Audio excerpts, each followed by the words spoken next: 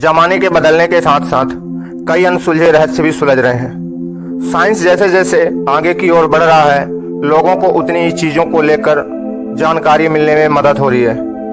इंसान अंतरिक्ष तक पहुंच गया है और ब्रह्मांड के राज भी खुलने लगे। इतना ही नहीं, साइंस ने धरती के अलावा भी जीवन की तलाश शुरू कर दी है। इसे लेकर दुनिया की नजर सबसे ज्यादा लाल ग्रह यानी कि बात करें तो मंगल ग्रह पर है। लोगों के मन में यह सबसे बड़ा सवाल है कि क्या मंगल ग्रह रहने लायक है? यह वही ग्रह है जिस पर इंसान बस्तियां बसाने का सपना देख रही है। अब मंगल ग्रह से एक हैरान करने वाली खबर भी सामने आ गई है। चलिए जानते हैं उसके बारे में और मंगल ग्रह के रोचक तथ्य और उसके जीवन के बारे में। क्या वहां जीवन हो सकता है? जीवन के वहां निशान हैं? क्या कभी वहां जीवन पनपता था? इन सभी चीजों को लेकर आज हम खुलासा करने वाले हैं। जिस मंगल ग्रह पर आज जीवन बिताने के सपने देखे जा रहे हैं, वहां आज के समय में धूल की भरी आंधी और तूफानें चलती हैं। वहां का तापमान -63 डिग्री सेल्सियस के ऊपर कभी जाता ही नहीं। ठंड से गिरकर यह -140 डिग्री तक पहुंच जाता है। ग्रेविटी की बात करें तो धरती के मुकाबले यहाँ किसी भी चीज के गिरने की रफ्तार काफी धीमी होती है। धरती पर आज आदमी का वजन 100 किलो है, तो वहीं मंगल ग्रह पर उसका वजन सिर्फ 37 किलो ही रहेगा।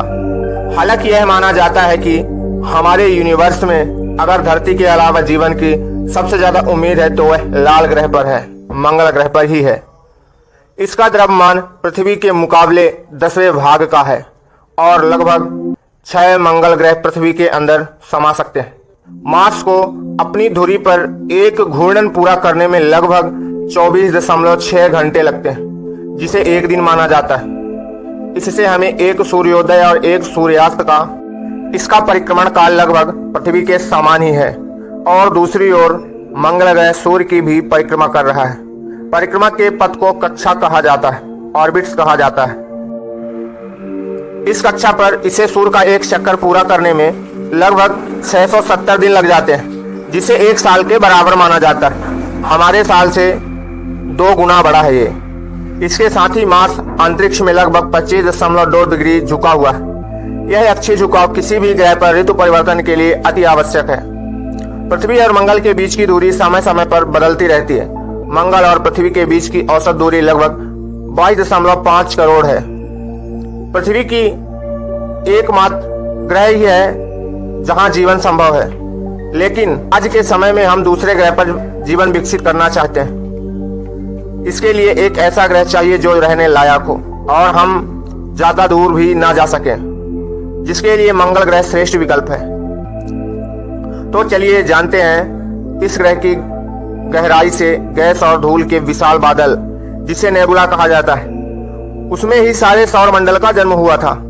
इस बादल के गैस और धूल के कण गुरुत्वाकर्षण बल के चलते केंद्र में जमा होने लगते हैं, जहां सूर्य का निर्माण हुआ और वह भाग बच गया जिससे ग्रह बन गए, जिनमें से एक मंगल ग्रह भी था। यह एक स्थलीय ग्रह है जिसकी संरचना धातु और पत्थरों से मिलकर बनी है, जिसकी त्रिज्या लगभग 1500 से 2100 किलोमीटर के आसपास मानी जाती है, जिसमें लोहा और निकिल की मात्रा सबसे ज्यादा है।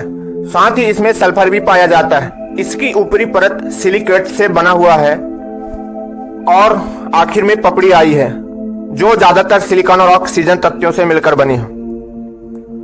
इसमें प्रचुर मात्रा में लोहा और मैग्नीशियम भी पाया जाता है। यही वजह है कि यह ग्रह लाल रंग का दिखाई पड़ता है, इसलिए इसे हम रेड प्लैनेट के नाम से भी जानते हैं। लेकिन असल में यह सिर्फ लाल रंग का ही नहीं है।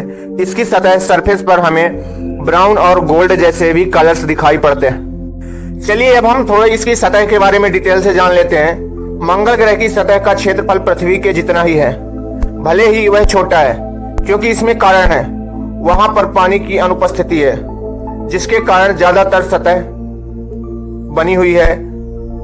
और इसकी सतह पर बहुत सारे गड्ढे पाए जाते हैं, लगभग 43,000। यह सारे उल्का पिंड के टकराने की वजह से बड़े क्रेटर्स में बदल गए हैं। गड्ढों का आकार 5 किलोमीटर से भी बड़ा है। मतलब कि इसके सबसे छोटे उल्कापिंड वायुमंडल में ही जल गए होंगे। अब तक का सबसे बड़ा गड्ढा हेल्स इंपैक्ट बेसिन है, जिसे हम पृथ्वी से भी देख सकते हैं। इसके उपरांत मार्स पर ओलंपस मून्स नामक एक ज्वालामुखी भी बना हुआ है, जो बहुत ही अद्भुत है, क्योंकि यह सिर्फ इस ग्रह का ही नहीं बल्कि पूरे सौर मंडल का सबसे बड़ा ज्वालामुखी क्रिएटर्स है। इसकी ऊंचाई हमारे माउंट एवरेस्ट से 3 गुना ज्यादा है, 27 किलोमीटर जितनी। अगर यह ज्वालामुखी फटेगा तो क्या होगा, कभी आपने सोचा है? सिर्फ यही नहीं बल्कि मार्स पर विशाल घाटी भी बनी हुई है, जिसे हम वेल्स मैरिनट्रिस कहते हैं। मंगल का आकार छोटा है और इसका व्यास लगभग 6860 किलोमीटर का है।